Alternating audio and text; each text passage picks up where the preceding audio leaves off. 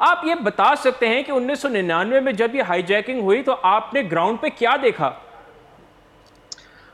جی بالکل، یہ 24 دسمبر 1999 کا واقعہ ہے اور آج تقریباً میرے خیال میں 24-25 سال اس واقعے کو پورے ہو چکے ہیں۔ اچھا ہو گیا آپ نے یاد دلایا ہمارے ماضی کو۔ کوئٹہ سے چمن اور کندہار کا جو اس وقت راستہ تھا، روڈ تھا، وہ انتہائی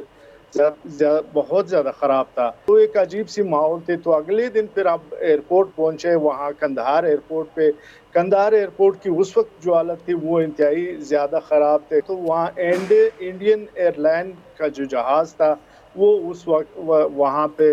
کھڑا تھا کندہار ایئرپورٹ پہ، لیکن اس کے جو سیکیورٹی کی اگر ہم بات کریں تو بہت کم ہی تعداد میں جو طالبان تھے، ان کے جو پولیس والے تھے یا دوسرے تھے، وہ وہاں سیکیورٹی کا انتظام کر رہے تھے۔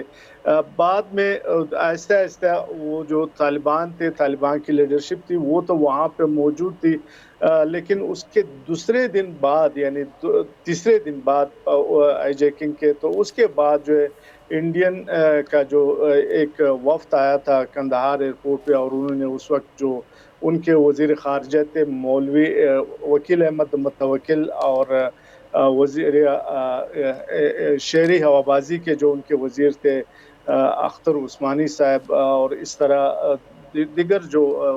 قائدین تھے اس وقت طالبان کے، تو ان سے انہوں نے مذاکرات کا آغاز کیا۔ جہاز کے جو گلاسز تھے یا جو کھڑکیاں تھی، ان کو ہائی جیکر ہمیشہ بند رکھتا تھا، کبھی کبھار وہ کھول لیتا تھا تو ہم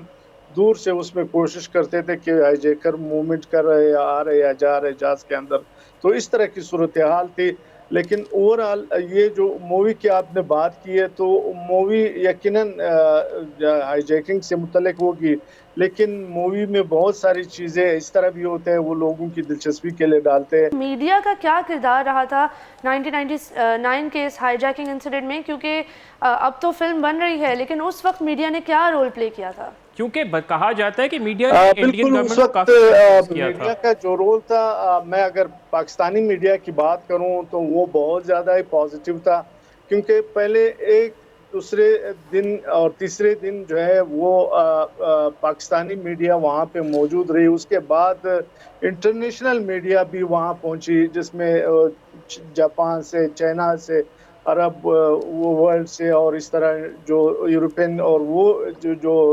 میڈیا تھے، انٹرنیشنل میڈیا کے لوگ بھی بہت زیادہ آ گئے تھے۔ اور اس میں ایک دلچسپ بات یہ تھی کہ ہمارے ہاں بہت کم جو ہمارے کیمرہ مین ہوتے تھے، ان کے پاس وہ چھوٹے لینز والے کیمرے ہوتے تھے، لیکن جب باہر سے فوٹوگرافر اور ان کے جو آئے تو انہوں نے وہ بڑے بڑے لینز اٹھا کے بالکل جو جہاز کے اندر وہ چھوٹے چھوٹے بھی موومنٹ ہوتی تھی، اگر وہ اس کے شیشے کھل جاتے تھے تو اس کو وہ کیپچر کرتے تھے، لیکن اس وقت نیٹ کا کوئی انتظام نہیں تھا، بالکل۔ تو وہاں پہ وہ زیادہ تر جو جرنلسٹ تھے، ہمارے پاس تو اس طرح کا کوئی انتظام نہیں تھا، لیکن باہر کے جو جرنلسٹ تھے ان کے پاس سیٹلائٹ فون ہوا کرتے تھے، تو اس کے ذریعے پھر ہم اپنے ہی اداروں کو خبریں بھی دیتے تھے، ان کو آگاہ بھی کرتے رہے۔ تو اس سب میں بھارت کا کردار تھا، وہ کیا سیکیورٹی لیبس تھا یا ان کی سفارتی ناکامی تھی کہ ان کو کس طرح پسپا ہونا پڑا؟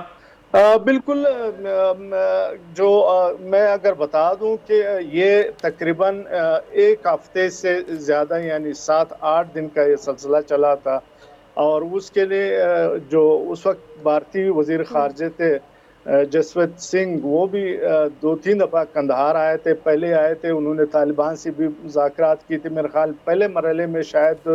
ان کو یہ احساس نہیں ہو رہا تھا، وہ ہائی جیکرز کے جو اس وقت کے جو مطالبات تھے وہ میرے خیال میں پہلے مرحلے میں اس کے لیے تیار نہیں تھے، لیکن کیونکہ ہائی جیکرز کا اپنا ایک اصول تھا، جب ہم جہاز کے